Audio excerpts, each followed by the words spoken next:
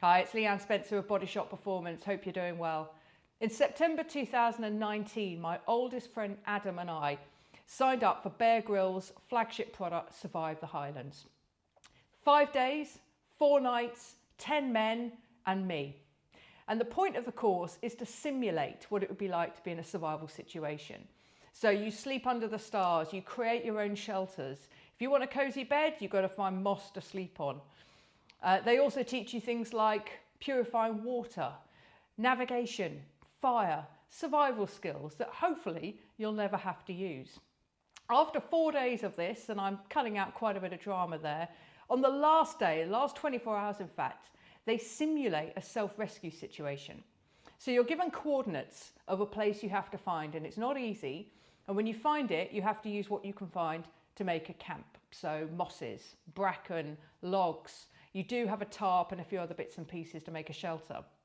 They also give you some coordinates for various different points where you'll find food. And by food, I mean a hare or some potatoes or some Mars bars. In the evening, you bed down for the night, and at 6 in the morning, they ask you to radio through and give the coordinates of the highest point that you can see from that camp.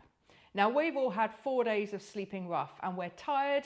We are pretty emotionally drained, tempers are fraying. So we don't pick the highest thing we can find because we don't want it to be that. We pick some of the smaller hills, and every time negative, negative, negative. Finally, one of us said, look, give them the coordinates of that great big mountain over there. We do so. They say affirmative. You've got 40 minutes to get yourself up there. The weather's turning, leave no trace in camp, off you go. So 11 of us are packing down as quickly as we can, and we motor up the side of this mountain as quick as we can individually go. Now, again, I'm cutting out quite a bit of loss of temper and irritation from just about everyone. But eventually we get up to the top of the mountain.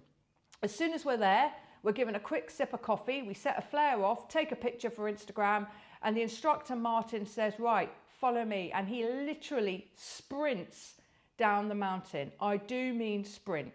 And it was one of those things where you're in such a, everything's happened so quickly and you're so tired and so much stress going on that you just follow him unquestioningly. So I didn't even think about the ankle that I might be breaking or twisting, or the leg I might break as I just run through the gorse. You just follow him. After about 30, 40 minutes of running, you get to the bottom and it's the edge of a precipice. And there's a wire going across that precipice. Now, normally when I'm undertaking something like that, I like to clip in, hold, sag into the harness, check it is clipped in before I go. Not this time. We are just bundled because they're trying to simulate rescue before the weather turns. So you're bundled into a harness, clipped on, and said, go. So you literally are doing a Tyrolean rope crossing, and you're just going across this 80-foot precipice from one cliffside to another. When you get to the other side, they unclip, they shout, run! And you're sent up another hill. You go at the brow of the hill, run down the other side, and there's someone there saying, well done, you've finished. Get onto the lorry and the jeep, and this will take you back to the lodge. And you're so catatonic because it's all happened so quickly and you haven't had time to think, that Adam actually said to me, can you hold my bag while I get in the back of the jeep? And I was just like that, catatonic. And 20 seconds later, when I realised he was speaking to me, he'd already got in the jeep. Someone else had held his bag for him. You get in the jeep and you're taken back to the lodge, and then finally you're offered a cup of tea. The whole thing's over.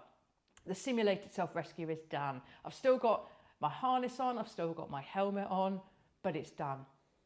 Now, I tell you that story because I imagine that's how some people feel just getting through a day of business life, a day of working life.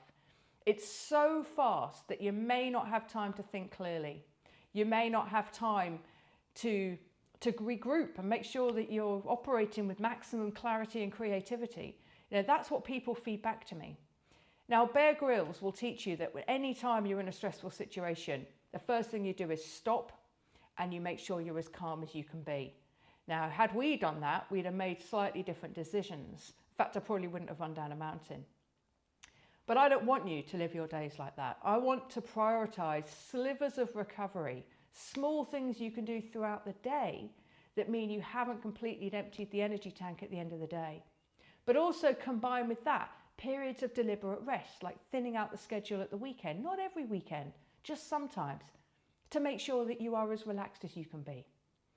And that's the point of telling you that story. Let's not hurtle through our day as quick as I did in those 24 hours. Stop, be as calm as you can, slivers of recovery, periods of deliberate rest, because that's how we will keep chronic stress at bay and burnout, not by hurtling through every day in the way that I've just described.